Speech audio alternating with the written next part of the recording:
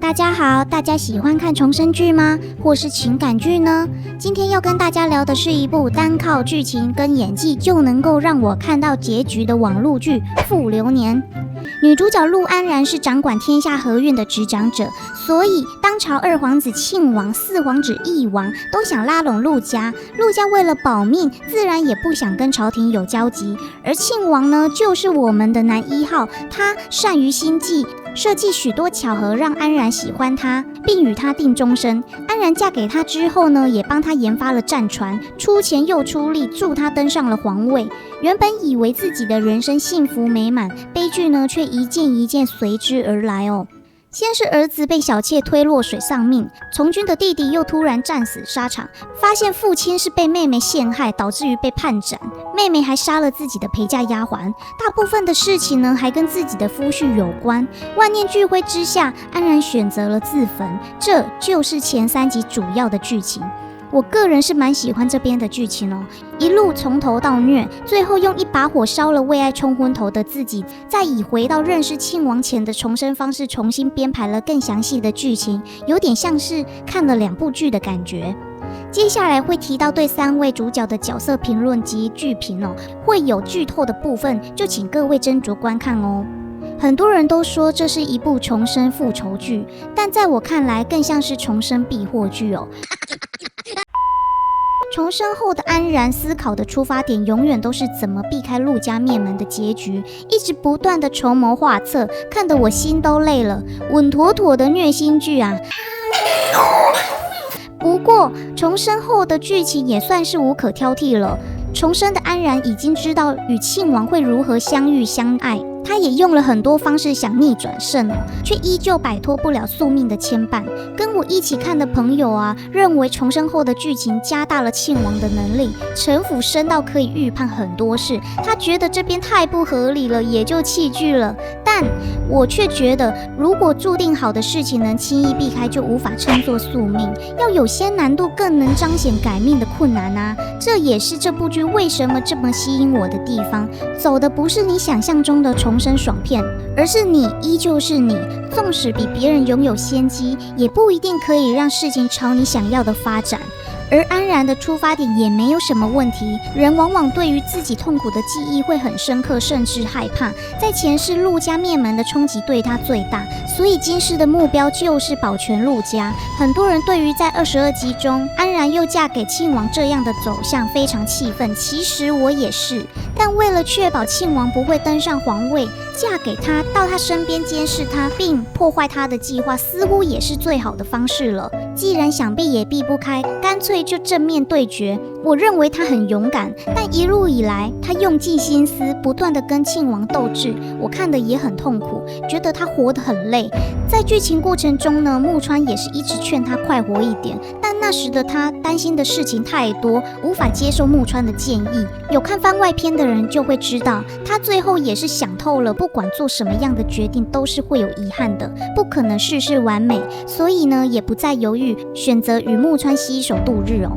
而男1号庆王是本剧阴暗面角色，自己的亲生母亲是皇后的婢女。小时候呢，皇后赐毒酒给亲生母亲，是借由她的手递过去的。当时的她很弱小，所以只能记在心里。一直以来呢，她是恨皇后的哦，所以前世的她在皇后助她登上皇位后，也立马杀死了皇后。而这样的出身也让她自卑，所以比别人更想有一番作为。但不管怎么努力，都不受皇帝重视，因为皇帝自己也偏心，让他觉得所有的努力都是徒劳，反而让他更想登上皇位，得到权力哦。这样反复的过程中呢，也就养成了扭曲的人格。所以，如果你有1个以上的孩子啊，千万别偏心了，玩具记得多准备几个，然后每天都要夸奖他玩具玩得好棒。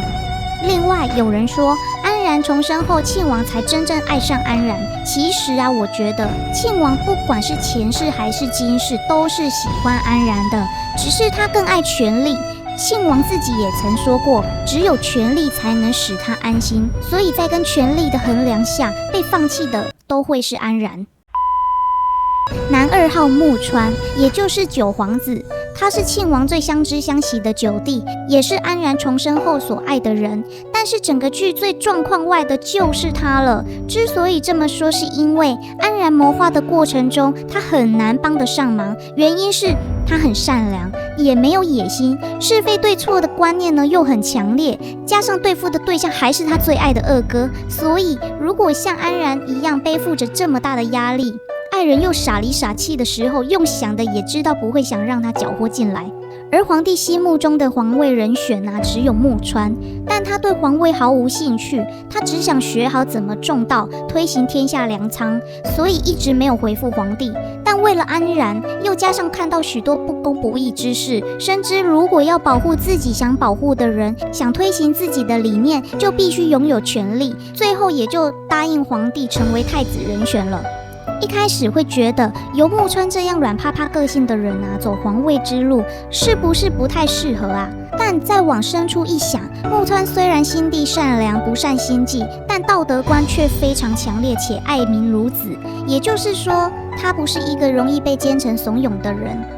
其实这3位主角的设定跟走向都非常合理情感也很复杂，所以我也很专注在看每个人的情绪表达，演得真的很好。让我感到唯一可惜的地方就是庆王跟木川的个性对比太鲜明了，后面也没有加强木川的魄力戏份，导致木川的气势没有庆王好。重视 CP 感的人可能就会更喜欢庆王跟安然的搭配，连我也是，所以才会觉得这是一个很可惜的地方。而傅流年并不是你我想象中老套的重生戏码，不是那种预知就能避免的爽片，反而是会有你怎么选最后都不是圆满的无力感。其中有一幕让我印象最深刻的就是寒窗苦读数十年的徐清策得了状元，试卷却被换给了达官贵族，导致最后以死抗争不公。虽然安然的原意是好的，只是单纯想要改变他前世恨死的命运，但却让他在今世带着悲愤离世。个人觉得他今世比前世还惨，看得非常难过，一路超虐，加上番外篇收尾也收得非常好，让原本的开放式结局有了所谓的 happy ending， 这也是为什么我会给傅流年这么高的评价啦。另外还有一点值得夸奖的是，傅流年的歌词曲都是对应角色的心境，像是归程何妨对应的就是女主角安然，